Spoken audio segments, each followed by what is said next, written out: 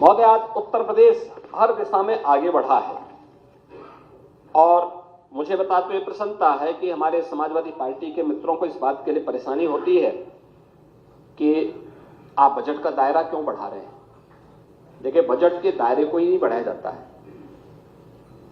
बल्कि अपने घाटे को भी नियंत्रित किया जाता है। और राजकोषीय अनुशासन का, वित्तीय अनुशासन का सबसे अच्छा उदाहरण माना जाता है, जिसके लिए रिजर्व बैंक ने भी एक लिमिट तय की हुई है कि आप इससे ज्यादा जो आपका कुल जीएसडीपी होगा उससे आप कितना पैसा उधार लोन दे सकते हैं, वो लिमिट तय है। और सरकार का जो यह जीएसडीपी का जो हमारा राजकोषीय घाटा है, 3% से कम है। 3% यानी 2.97% है, जिसको हम कांस्टेंट रूप से आगे बढ़ा रहे हैं, जबकि हम बजट का दायरा बढ़ा रहे हैं। और यह तब है कि जब पिछले 8 वर्ष में सरकार ने कोई नया टैक्स उत्तर प्रदेश की जनता जनार्दन पे नहीं लगाया, बल्कि डीजल और पेट्रोल पर जो पहले से वैट था उसको कम किया है। बिना टैक्स बढ़ाए बजट का दायरा बढ़ा देना, बिना टैक्स लगाए इंफ्रास्ट्रक्चर के नए युग में प्रदेशवासियों को पहुंचा देना, यह अपने आप में सरकार की प्रतिबद्धता को दिखाता है, पॉलिटिकल विल पावर को दिखाता है। सरकार ने वो दिखाने का प्रयास किया कि हां, हम भ्रष्टाचार पर प्रहार करेंगे, लीकेजेज को रोकेंगे। और लीकेजेज को रोकने का परिणाम है कि आज हम बजट के दायरे को बढ़ाने में भी सफल हुए हैं। विकास के लिए पैसा दिया है, लोक कल्याण के लिए पैसा दिया है और हर एक विभाग की आवश्यकताओं की पूर्ति करते हुए सरकार ने इन कार्यक्रमों को आगे बढ़ाने का काम किया है। अरे लाल बिहारी जी, आ रहा हूं, जबरदस्ती लिखवा रहे अच्छा हैं। बात आपने कही है, तो अच्छा टोकने वालों को जब क्यों लिखवाते हैं? आपका बजट था 3 लाख करोड़ था, तो आपका जो खर्चा होता था वह भी 60 से 65% तक ही मात्र खर्च हो पाता था। आप उसको पीएलए में डालते थे, जिससे अगले बार फिर उसमें लूट हो सके। हमने पीएलए की स्कीम बंद करवाई, हमने कहा ये वापस राजकोष में जाएगा।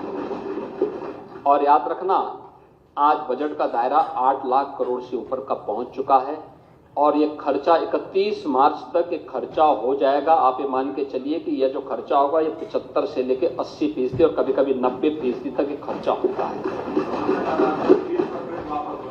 नहीं, वापस नहीं होता है, फिर उसकी एसएनडी पहले से तैयार रहती है, उस पैसे को उनको वापस किया जाता है। विकास के लिए पैसे की कमी आज के दिन पे नहीं है। आपके समय में नहीं होता था कि 100 करोड़ का कोई मार्ग सैंक्शन कर लो और 1 रुपया देते थे। आप मुझे बताओ, हैं इन्हीं के नाम पे।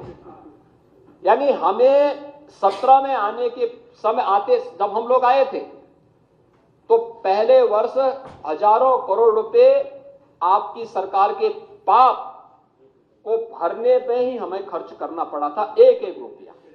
आप मुझे बताओ, 1 रुपया, और 1 रुपये में इनका गिट्टी बालू वहां गिर गया था ठेका हथियाने के लिए।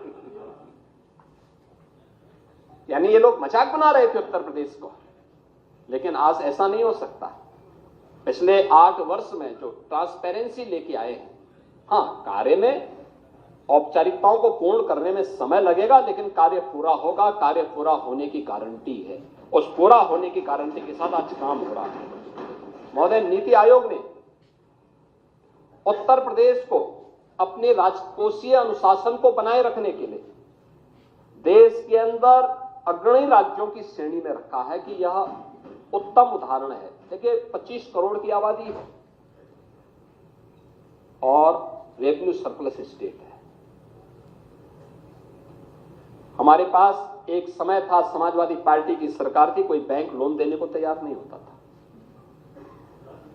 कोई निवेश करने को तैयार नहीं होता था। आज हम कोई प्रोजेक्ट तैयार करते हैं, एक लाइन लगती है बैंकों की।